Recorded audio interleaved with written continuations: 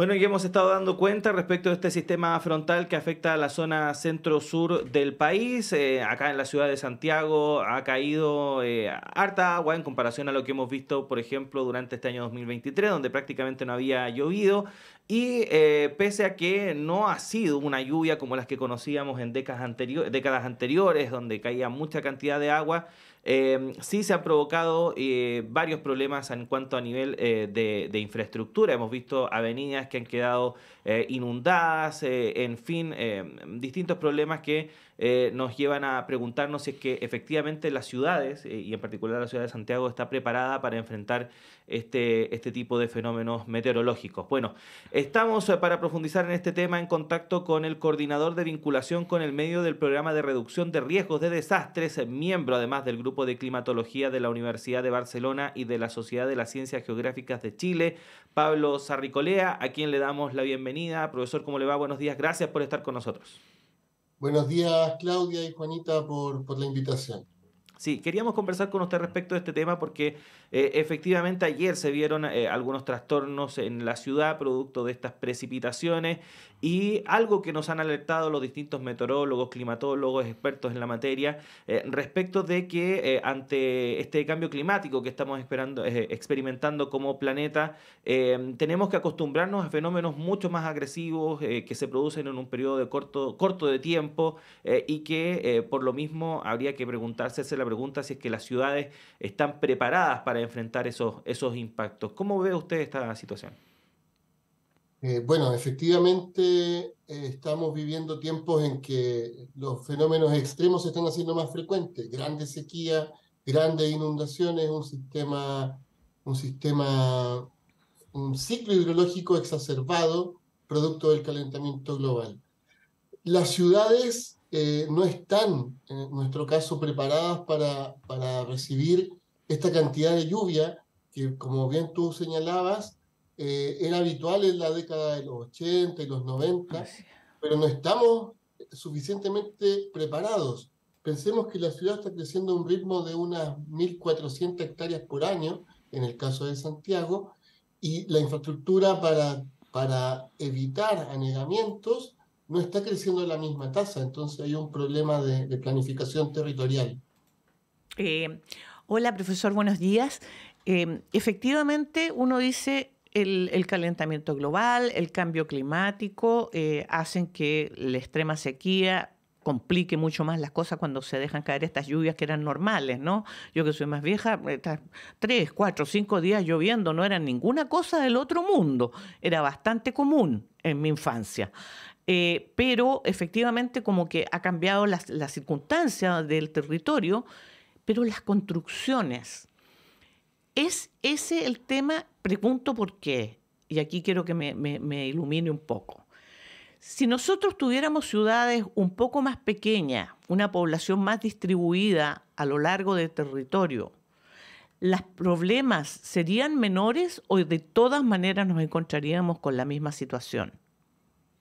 Serían absolutamente distintas. O sea, uno ve, por ejemplo, en el Piedmont de Santiago hacia Peñalolén, La Reina, La Florida, uno ve que se ha ido avanzando eso en las quebradas. Esos sistemas son sistemas naturales que se han ido impermeabilizando con cemento, con edificios. Es triste ver cómo hay mucha de esa infraestructura que protege a casas de alto standing, lleva el agua hacia los sectores más bajos. Entonces hay un problema. El agua no se está evacuando, no se está recargando en los acuíferos y por lo tanto el agua escurre superficialmente, llenando, por ejemplo, en Joaquín Martínez con Avenida La Florida los pasos bajo nivel, como también pasaba en el pasado en Los Espejos y en otras comunas. Entonces hay una cantidad de agua que no se está evacuando eficientemente. Y ese es uno de los problemas de ciudades que crecen infinitamente como las nuestras. Ujú. Y en ese sentido, ¿cómo se puede replanificar, Pablo? Porque hay una crítica que se ha hecho en particular a Santiago respecto de que por mucho tiempo, por muchas décadas, creció sin ningún tipo de planificación, se permitió que se construyera en zonas donde no se debió haber construido. Y ahora cuando estamos viendo los efectos de eso, uno se pregunta cómo lo arreglamos, cómo se puede replanificar una ciudad que ha crecido tanto como lo ha hecho Santiago. Bueno, ya que la situación es de una gran ciudad, lo que hay que hacer es generar infraestructura que permita justamente evacuar estas aguas. Hay muchas alternativas, soluciones basadas en la naturaleza, por ejemplo, con parques urbanos, ir distribuyendo mejor la vegetación a lo largo de los ríos y quebradas. Lo mismo pasa con la infraestructura azul, es decir, generar sitios donde el agua se pueda acumular. De pronto, debajo de alguna plaza, por ejemplo, como pasa en Barcelona, las plazas son verdaderos colectores de agua lluvia en la parte inferior y esa agua luego se aprovecha para riego de pastos donde la gente puede hacer vida social. Entonces hay un problema de no aprovechamiento de esa agua lluvia, de no hacerse cargo de una ciudad que crece y sin mitigar ninguno de sus efectos negativos, como vimos en Santa Marta, por ejemplo, ya en Maipú. Claro, en el caso de Santa Marta no está canalizado, ¿no es cierto? Ese es un canal que no tiene construcción, no está entubado, no tiene, es prácticamente como estar en medio del campo con el canal Santa Marta. Y uno se pregunta, profesor, ¿es infinito el crecimiento de una ciudad? Porque efectivamente se podrían generar todas estas otras alternativas para acumular, hacer más colectores de aguas lluvias en estos barrios nuevos, pero ¿podemos seguir creciendo indefinidamente o la solución va por generar las condiciones para que la población se instale y se desarrolle en otros lugares del país, en otras zonas geográficas? Efectivamente, o sea, es un poco una provocación decir que las ciudades crecen infinitamente, porque claro, uno lo ve a veces cuando uno toma un avión o lo ve en libros, como Los Ángeles en Estados Unidos ha crecido y se ha dicho infinitamente, pero hay que limitar el crecimiento en mancha de aceite que tienen nuestras ciudades, densificar, es decir, tenemos buenos sistemas de construcción, hacemos construcciones sismoresistentes. ¿Por qué no somos capaces de hacer ciudades que también estén adecuadas a grandes lluvias como las que vivíamos en los 80, 90, que podrían volver a ocurrir? Se esperaban 200 milímetros. En la horquilla de posibilidades teníamos entre 70 y 200 milímetros de lluvia para este sistema y estamos como en la mitad de eso aproximadamente. Entonces, tenemos que estar preparados porque en el futuro podrían ocurrir estos eventos y con mayor magnitud que la que hemos visto en este último caso. Sí, estamos conversando con el integrante del Grupo de Climatología de la Universidad de Barcelona y de la Sociedad de las Ciencias Geográficas de Chile, Pablo Sarricolea, quien además es coordinador de vinculación con el medio del Programa de Reducción de Riesgos de Desastres. Acá, ¿por dónde pasan las responsabilidades también, profesor? Porque efectivamente uno puede endosar esto a la poca, no sé si fiscalización o control que hubo en su momento por parte de las autoridades del Estado, los representantes del Estado en toda su magnitud, desde los municipios para arriba, pero también hay un rol que debe jugar el sector privado bastante importante respecto de cuáles son los límites, ¿no? En torno a su productividad, etcétera. ¿Cómo se debe hacer este trabajo para efectivamente ir optimizando las ciudades y que no se vean los efectos que se ven hoy en día? Yeah. Bueno, solo mencionar que también soy del Centro de la Ciencia del Clima y la Resiliencia, el CR2 de la Universidad de Chile. Eh, Efectivamente, el problema es multiescalar y también es un aspecto de gobernanza. Hay escalas que son de los gobiernos regionales que se tienen que hacer cargo de la infraestructura a escala metropolitana o de la región. Hay otros que son temas provinciales, ¿cierto?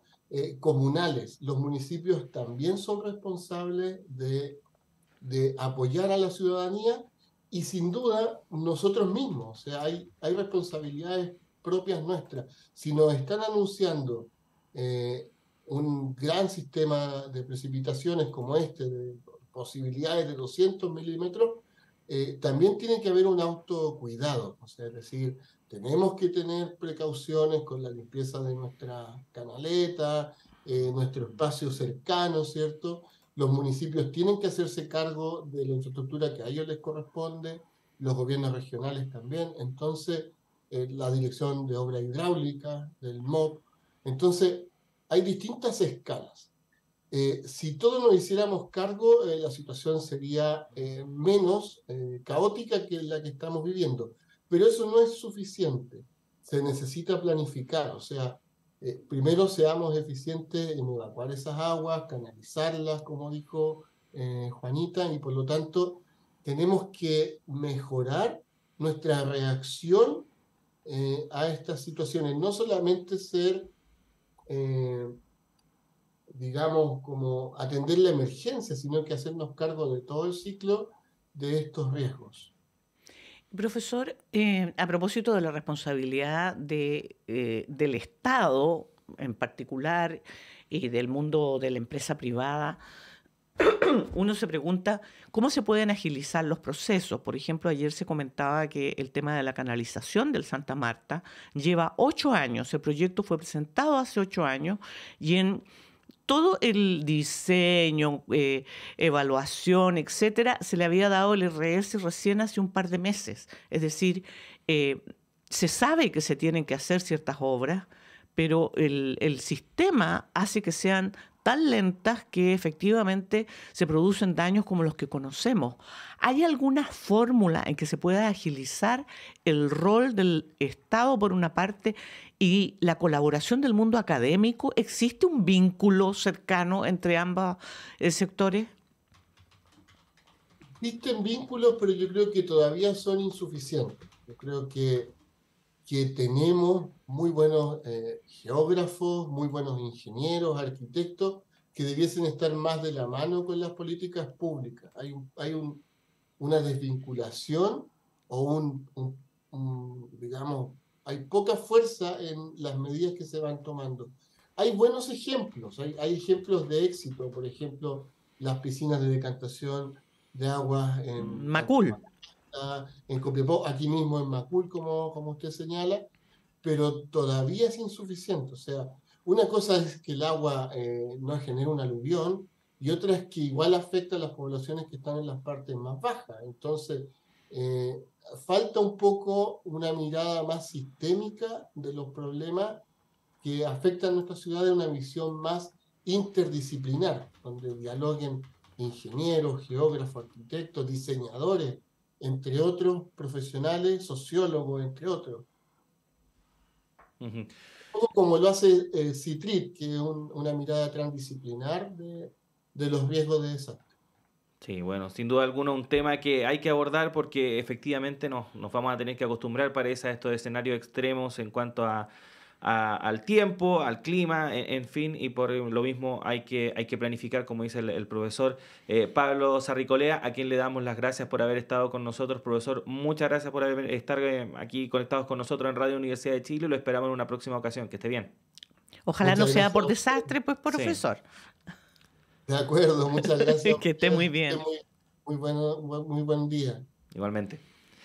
Bueno, ahí estábamos conversando entonces con el integrante del CR2, investigador del Centro de Ciencia del Clima y la Resiliencia de la Universidad de Chile, también investigador vinculado a temas de reducción de riesgos de desastres, integrantes del Grupo de Climatología de la Universidad de Barcelona y también de la Sociedad de Ciencias Geográficas de Chile, Pablo Sarricolea. Vamos a estar actualizando respecto de lo que esté pasando en torno a este sistema frontal. Vamos a ir a una pausa cuando son las 7 de la mañana con 59 minutos. Juanita, nosotros continuamos acá en Radio Universidad de Chile, así que no se separe de nuestra sintonía.